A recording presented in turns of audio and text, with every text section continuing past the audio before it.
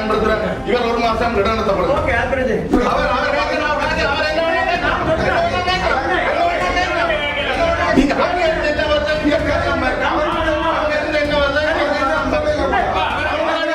செலவின அறிக்கை சம்பந்தமாக நான் இதை ஆராய்ந்து சில தீர்மானங்களை, சில குறிப்புகளை நான் முன்வைக்க விரும்புகிறேன்.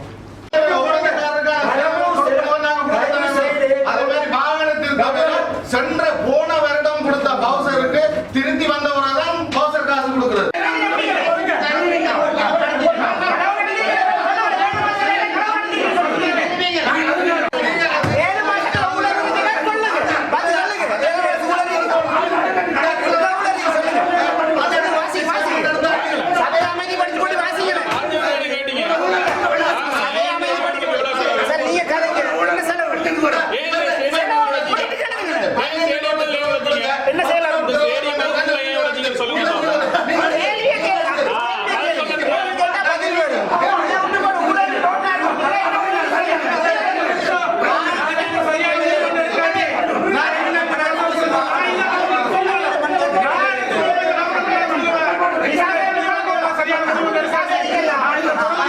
இவரை ஒரு மாசம் இடநிறுத்துறதுக்கு 27 நான் பயன்படுத்துறேன். இவர் ஒரு மாசம் இடநிறுத்தப்படுது. இதுக்கு ஆதரவா கையெழுத்துறாங்க. இவர் ஒரு மாசம் இடநிறுத்துறேன். இவர் கௌரவ உறுப்பினர் 10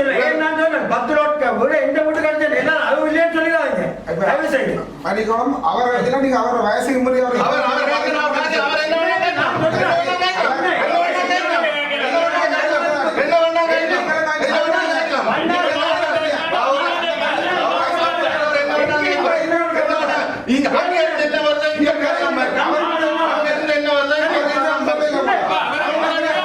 நடந்த மாதாந்த கூட்டத்தில் இருந்து நாங்கள் வழிநடப்பு செய்திருக்கிறோம்.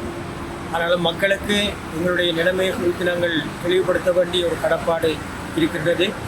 உங்களுக்கு தெரியும், அந்த முழு அனர்த்தத்தினாலே முழு நாடும் கதைகலங்கி சின்னாபின்னமாக்கப்பட்டுள்ள நிலையிலே இன்று உண்மையாய் நடைபெற்ற அந்த கூட்டத்திலே இந்த அனர்த்தத்தை பற்றியோ பாதிக்கப்பட்ட மக்களுக்கு நிவாரணம் வழங்குவது பற்றியோ எந்த விதமான நிகழ்ச்சி நிரலும் அங்கே சேர்க்கப்படவில்லை.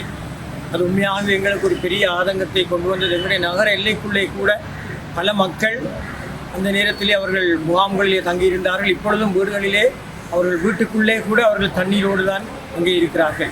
ஆகவே அந்த மக்களுடைய நலன்களை குறித்தோ அந்த மக்களுக்கு நிவாரணப் பொருட்களை வழங்குவது குறித்தோ எந்த விதமான செயற்பாடுகளும் கலந்துரையாடும் அங்கே நடைபெறவில்லை. அடுத்ததாக இந்த மாதத்தினுடைய மாதாந்த செலவினம் வரவை மிஞ்சிய செலவாக காணப்படுகின்றது. குறிப்பாக இந்த மாதத்திற்குரிய ஊழியர்களுடைய சம்பளம், மேலதிக நேர கொடுப்பனவு போன்ற விடயங்களும் வாகன பராமரிப்பு, வாகனத்துக்குரிய எரிபொருளும் கிட்டத்தட்ட 1 கோடியை தாண்டி இருக்கிறது. 1,18 லட்சம் ரூபாய்க்கு அந்த செலவினங்கள் செய்யப்பட்டிருக்கிறது. இது மொத்த செலவினத்திலே 54% ஆனால் நாங்கள் கேட்கிற கேள்வி என்னென்னு சொன்னால், இவ்வாறான செலவுகளை நீங்கள் செய்திருந்தும் மக்களுக்கு நலன்கள் கிடைக்கிற காரியங்கள் மிகவும் குறைவாக இருக்கிறது. குறிப்பாக தெருவாக குப்பைகள் கிடக்கிறது, வடிகால்கள் ஊத்தைகளினால் வடிந்து போய் கிடக்கிறது, பொதுடங்கள் குப்பையினால் மீன் சந்தை போன்ற இடங்கள் மிகவும் அடுத்தான நிலைமை இருக்கிறது. ஆனாலும் 65 லட்சம் ரூபாய் சம்பளமும் மேலதிக நேரம் கொடுக்கிறீர்கள். ஆனால் சுற்றாடலுடைய நிலைமை என்ன? அது உண்மையாகவே ஒரு கேள்விக்குறியாக இருக்கிறது. நாங்கள் இந்த அநீதிகளை, குறைகளை சுட்டி காட்டுகிற பொழுது எங்கள் மீது அபாண்டமான பழிகளை சுமத்தி, நீங்கள் இருந்த பொழுது அப்படி செய்தீர்கள், இப்படி செய்தீர்கள் என்று தேவையற்ற குற்றச்சாட்டுகளை சுமத்தி தங்களுடைய காரியங்களை மறைக்க முற்படுகிறார்கள். தொடர்ந்து நாங்கள் இந்த கூட்டத்தில் இருப்பதில் எந்த விதமான, அதாவது மதில்களை கட்டுகிறார்கள், மதில்களை உடைக்கிறார்கள், தேவையற்ற காரியங்களுக்காக மக்களுடைய வரிப்பணம் செலவு செய்யப்படுகிறது. ஆகவே இந்த ஆதங்கத்தின் நிமித்தமாக எதையுமே ஏற்றுக்கொள்ள தயாராக இல்லாத ஒரு தலைமைத்துவத்தின் கீழ் நாங்கள் செயல்பட முடியாது, தொடர்ந்து கூட்டத்திலே இருக்க முடியாது என்ற காரணத்துக்காகத்தான் நாங்கள் இந்த கூட்டத்திலிருந்து வழிநடப்பு செய்திருக்கிறோம். வணக்கம், எனது பெயர் ரகுநாத் பேசுகிறேன். நான் நகர சபை உறுப்பினர்.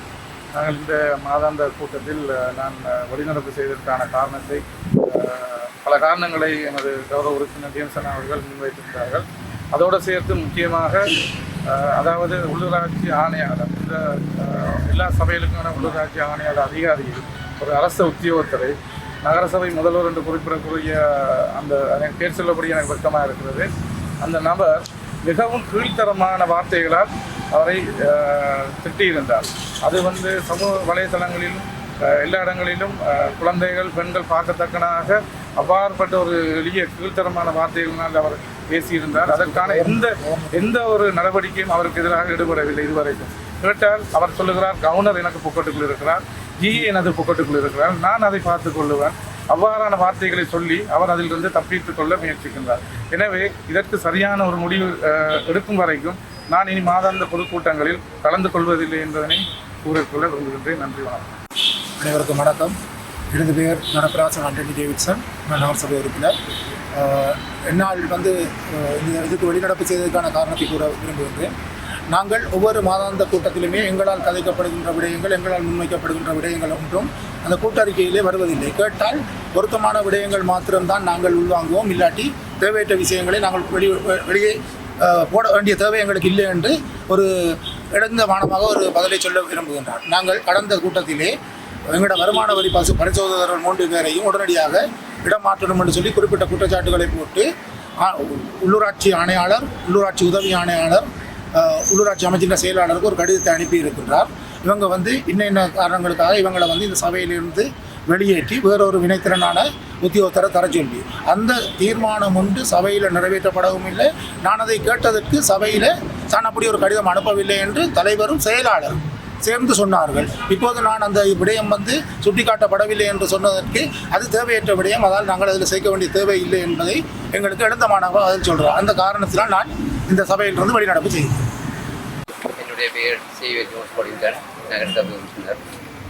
இந்த டிஸ்டா புயல் காரணமாக மக்கள் பெரிதும் அவதிப்பட்ட நிலையில் எமது பகுதியில் அனர்த்தத்தினால் பாதிக்கப்பட்ட மக்கள் மிகவும் கூடின ஒரு கிராமமாக இருக்கின்றது.